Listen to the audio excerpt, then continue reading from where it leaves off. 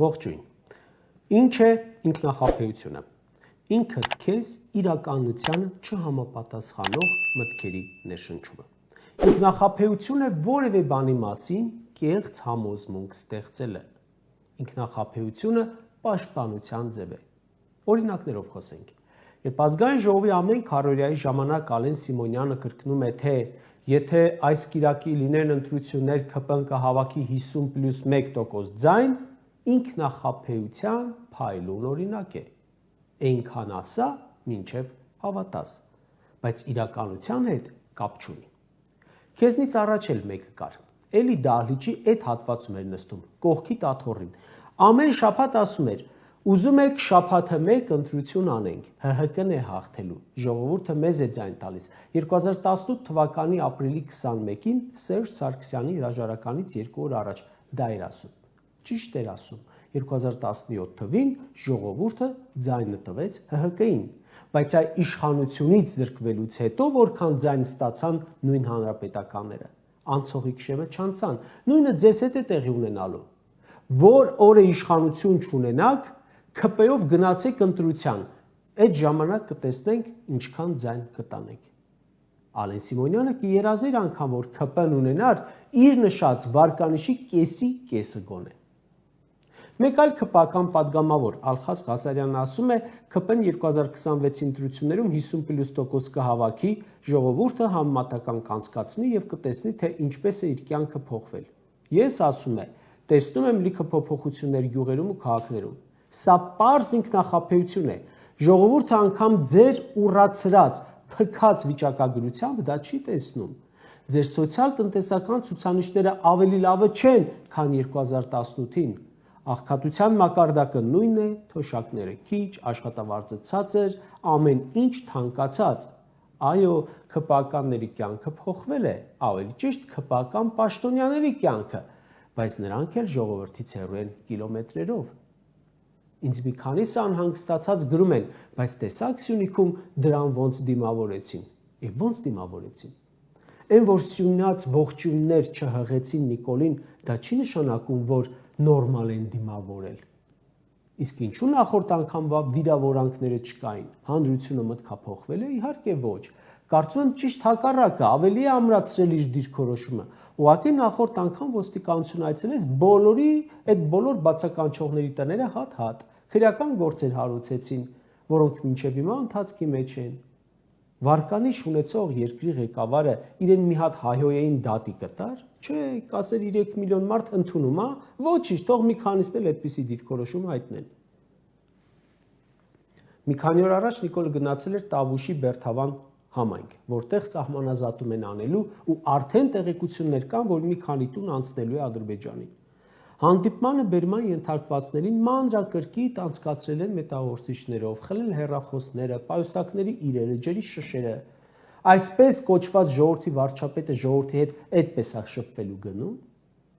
Այն թե Նիկոլ Փաշինյանի հանդիպումը Տավուշում կամ դրանից առաջ Սյունիքում լավ է անցել, դա հենց ինքնախաբեությունն է։ Չի կարող գյուղում, որտեղ սահմանազատում է, թուրքին տարածքներ են տրվելու, վարկանիշ ունենա։ Բոլոր նրանց, այդ թվում ՔՊ-ականներին, որոնք կարծում են, թե Նիկոլին ջերմ ընդունելություն են արժանացնում որևէ վայրում, խորհուրդ եմ տալիս լսել հենց իրեն, Նիկոլ Փաշինյանի ելույթը կառավարության նիստում, այն մասին, որ երբ պետք է գնա որևէ գյուղ, նախապես նրան գրում տալիս են, որտեղ պետք է կանգնել, որտեղ պետք է չկանգնել, ում հետ հանդիպել, ում բարևել, ում չբարևել, այսինքն այցը շոու է, այցի մասին դրական պատկերացումը ինքնախաբեություն։ Թե ԿՊ-ի, թե առավել ևս Փաշինյանի վարկանիշը հիմա շատ ավելի ցածր է, քան որևէ երկրի, որևէ իշխանության։ Վերցրեք ցանկացած ոլորտ, ցանկացած միջավայր, հազիվ 1-2 աջակից գտնեք։ Վազգեն arczepiskopos-ը Տալինում հայկական եկեղեցի մտած Նիկոլին մի երկու գովեստի խոսք էր ասել։ Հետո այնքան քննադատվեց բոլորի, այդ թվում հոգևոր դասի կողմից, որ ստիպված եղավ արդարացում ման գալ, որովհետև հայ մարդը այն էլ հոգևորական, որ Փաշինյանին գովում է, դա տարօրինակ է։ ԿՊ-ն ուրախացել է, որ հազարավոր հոգևորականներից մեկը կամ երկուսը աջակցում են, բայց դա էլ հենց ինքնախաբեությունն է։ Աննա Հակոբյանի հետ ժպտացող դեմքով զրուցել էր կոմպոզիտոր Ռոբերտ Ամիրխանյանը, հետո ստիպված եղավ արդարանալ, թե իմ համերգին է եկել, ինքն էլ մոտեցել էր, բա չբարևեի։ Մեկ ուրիշ համերգի ժամանակ Աննան գրում է, չեմ գնում մայստրոին շնորհավորելու, որ թիրախ չդարձնեմ, իրենք գիտեն հովոր, եթե որևէ մեկին անգամ բարևում են, դրանով թիրախավորում են, այդքան անընդունելի են։ Հուշարձաններին տանում ծաղիկ եք դնում, մարդիկ վերցնում գցում են աղբար կղը։ Գնում եմ Մյունխեն, տարբեր քաղաքներից հազիվ մի տասնյակ մարդ բերում լցնում են սենյակ, որ անունը դնի հայ համայնքի հետ հանդիպում։ Գնում եմ Մոլդովա, հարակից երկրներից են մի սենյակ մարդ հազիվ բերում լցնում։ Սա հենց մերժված լինելու ապացույցն է։ Սա վարկանիշն է, այս է։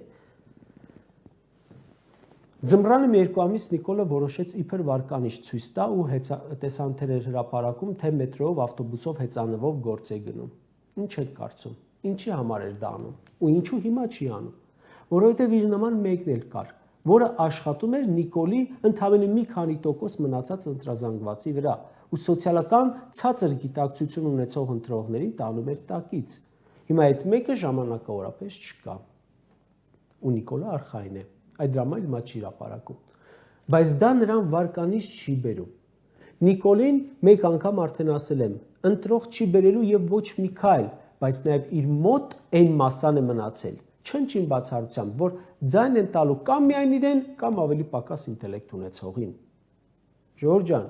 կարծում եմ, որ հենց սա է իրականությունը։ ՔՊ-ն չունենալով վարկանիշ իր ամբողջ գործունեությունն ուղղված է ուրիշներին վարկաբեկելու հաշվին 1-2% ավելացնելը։ Դա էլ է սակայն ինքնախաբեություն։ Մտածել, թե հնարավոր է ուրիշի հաշվին վարկանիշ հավաքել։ Վերջերս տվյալներ հրապարակեցին, որ օրինակ Գյումրու քարոզարշավի ժամանակ ավելի շատ գումար ծախսել է ՔՊ-ն ոչ թե իր քարոզչության, այլ մյուսների հակաքարոզչության վրա։ Դա իրեն ինչ տվեց։ Արդյունքներից տեսանք։ Ոչինչ։ Հանրահավաք են անում Գյումրու ընտրությունների համար, բայց սաղ երկրից կարողանում են հավաքել տանել հազիվ մի 2-3 հազար հոգի, նույնը Երևանում։ Այն որ դուք այսօր որևէ քաղաքում ունեք հեղինակություն, դա ինքնախաբեություն է։ Ունենալով քաղաքապետ, ունենալով մարզպետ, մարզը ներկայացնող պատգամավորներ, միևնույն է, չունեք իշխանություն, չունեք հեղինակություն։ Դատարանը օրերս արդարացրեց Նիկոլի ուղղությամբ խնձոր նետած պապիկին։ Ասում էր, դա իմ քաղաքացիական դիրքորոշումն էր, լավ եմ արել, չեմ փոշմանել։ Բացեք բոլոր կայքերում խնձոր նետելու մասին լուրը եւ արդարացման լուրը եւ տեսեք ինչպես են համատարած խնձոր ու այլ բաներ նետում քաղաքացիներ Նիկոլի ուղղությամբ այդ գրառումների մեջ։ Տեսել եք կադրերը, երբ պետքա գնա ազգային ժողով, նիստերի դահլիճը ու բորկա են անում, սեղանների տակ, աթոռների տակ շշերն են հավաքում, անվտանգության այդ աննախադեպ միջոցառումները հենց ցածր վարկանիշի մասին են, անգամ թիմի ներսում։ Մի նեղվի ալեն, բայց էսա ձեր մասին իրականությունը։ Սրան հասել եք ձեր արդար քրտինքով։